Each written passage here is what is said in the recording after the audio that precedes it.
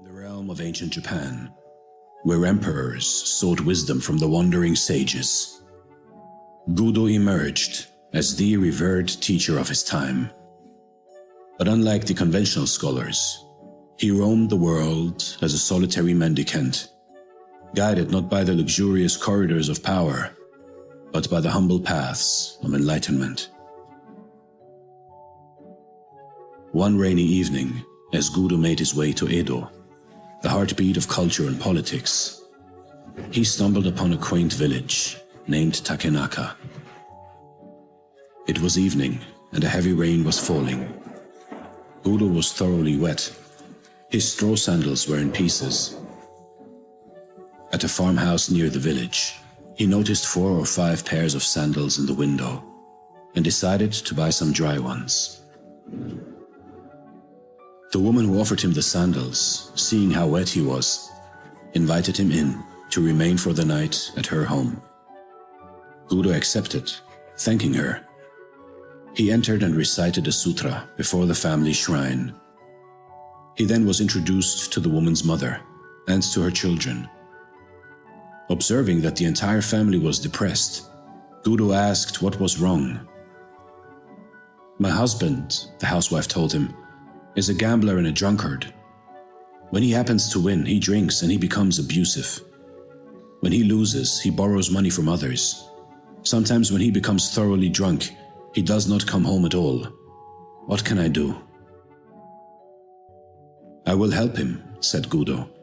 "Here is some money. Get me a gallon of fine wine and something good to eat. Then you may retire.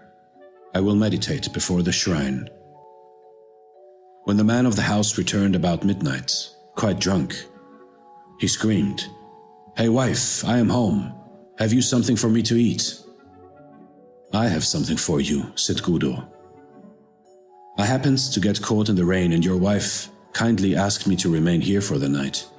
In return, I have bought some wine and fish, so you might as well have them." The man was delighted. He drank the wine at once and laid himself down on the floor. Gudo sat in meditation beside him. In the morning, when the husband awoke, he had forgotten about the previous night. "Who are you? Where did you come from?" he asked Gudo, who was still meditating. "I am Gudo of Kyoto, and I am going on to Edo," replied the Zen master. The man was utterly ashamed. He apologized profusely to the teacher of his emperor. Gudo smiled. "Everything in this life is impermanent," he explained. "Life is very brief. If you keep on gambling and drinking, you will have no time left to accomplish anything else, and you will cause your family to suffer too." The perception of the husband awoke as if from a dream. "You are right," he declared. "How can I ever repay you for this wonderful teaching? Let me see you off and carry your things a little way." "If you wish," assented Gudo. The two started out. After they had gone 3 miles, Gudo told him to return. "Just another 5 miles, he begged Gudo, and so they continued. "You may return now," suggested Gudo. "After another 10 miles, the man replied.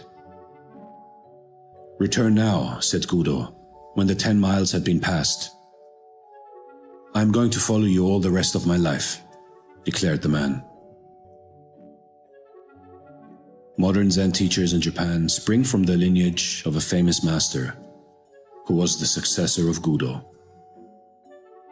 His name was Mu Nan, the man who never turned back. You've seen life in your life. What are you doing and where are you going?